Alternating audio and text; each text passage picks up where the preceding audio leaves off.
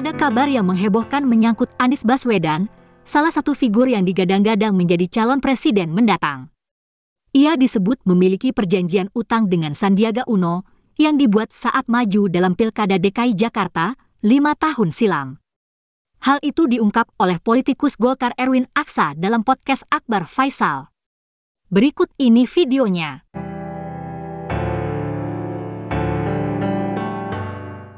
Beberapa hari yang lalu, Sandiaga Uno datang ke sini. Kawan kita itu dan kemudian mengungkapkan sesuatu.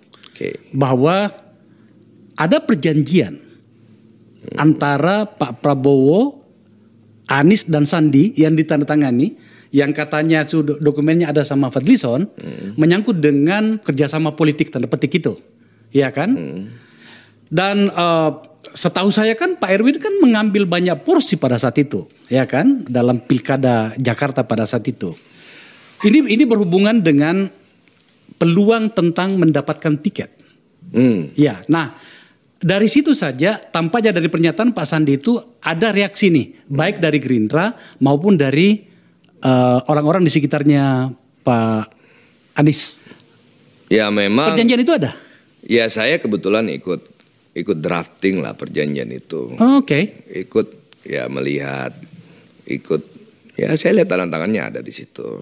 Namanya yang buat juga itu lawyernya Pak Sandi. Namanya Pak Rikrik ya. Dulu komisaris utama dari Pasar Jaya. Tapi kalau tidak salah diganti ya tengah jalan, saya nggak tahu apa persoalannya. Diganti oleh Anies. Ya. Anies gubernur ya, yang bersangkutan diganti, belum selesai masa waktunya diganti. Jadi itu lawyer besar dan lawyer yang punya bisa mendrafting perjanjian perdata maupun pidana di dalam situ. Jadi memang saya melihat ada perjanjian di mana gubernur itu tugasnya apa, wakil gubernur tugasnya apa. Dan ini juga atas kemauan Pak JK. Pak JK dulu punya perjanjian dengan Pak SBY waktu 2004 sampai 2009. Jadi waktu itu Pak SBY kerja apa, Pak JK kerja apa. Sama, Pak JK juga mengatakan bikin aja perjanjian sama seperti waktu saya dengan Pak SBY. 2004 presidennya Pak SBY, Pak JK itu wapres. Pak JK sendiri yang menasihati kita kok. Nah kemudian saya baru tahu juga waktu itu memang waktu putaran pertama ya logistik juga susah. Jadi logistik juga susah. Jadi ya yang punya logistik kan Sandi. Sandi kan banyak saham, likuiditas bagus dan sebagainya. Jadi ya ada perjanjian satu lagi yang saya kira itu yang ada di Pak Rikrik itu. Apa intinya apa? Isinya apa? Ya intinya kalau tidak salah itu perjanjian utang piutang barangkali ya. Siapa berutang, siapa yang diutangi? Ya pasti yang punya duit memberikan utang kepada yang tidak punya duit. Jadi Pak Sandi mengutangi Pak Anies? Kira-kira begitu, karena yang punya likuiditas itu Pak Sandi. Kemudian memberikan pinjaman kepada Pak Anies ya kan. Karena waktu itu kan putaran pertama kan ya namanya juga lagi tertatih-tatih juga kan waktu itu. Jadi kira-kira begitu, yang itu saya lihat dan itu ada di Pak Rikrik itu Pak. Berapa nilainya?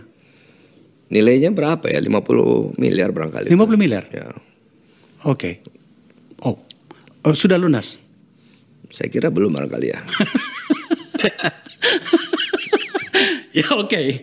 Ini menjadi menarik karena akhirnya ujungnya nantinya kita akan berbicara seperti yang kita bahas tadi adalah bagaimana peluangnya Pak Anies.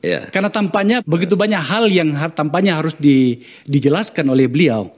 Saya mengundang timnya ke sini. Pak Anies belum jawab apa undangan saya, tapi timnya akan hadir di sini.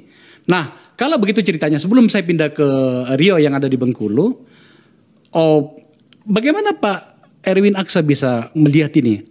Ujungnya kira-kira bagaimana nih antara komunikasi politik Golkar dengan Nasdem dari kunjungan itu kemarin menyangkut dengan posisi Anies sebagai calon presidennya Nasdem? Ya bagi Golkar kan sebenarnya tadi kita sudah punya chapter. Chapter sudah dibangun oleh Pak Erlangga, Pak Zul dan P3 ya kan. Jadi sudah ada platformnya, sudah ada visi misinya sudah ada. Jadi sudah jelas juga di situ Partai Golkar mengatakan hanya mencalonkan anggotanya. Kemudian di Rapimnas diperkuat lagi, mandatnya diberikan kepada Ketua Umum, yaitu Pak Erlangga Hartarto. Dan semua menyepakati itu. Jadi semua menyepakati bahwa di antara koalisi akan mencalonkan kadernya. Jadi ya pembicaraan sampai situ. Titik, sampai di situ aja. Sampai gitu. situ aja. Sandiaga Uno secara tak langsung mengakui adanya perjanjian dengan Anies. Tapi ia tidak mengungkapnya secara rinci. Sejauh ini juga belum ada tanggapan dari Anies Baswedan mengenai hal itu. Kita juga belum tahu apakah masalah utang ini akan berpengaruh terhadap popularitas Anies. Terima kasih ya teman-teman sudah menonton video. Semoga bermanfaat dan sampai jumpa lagi.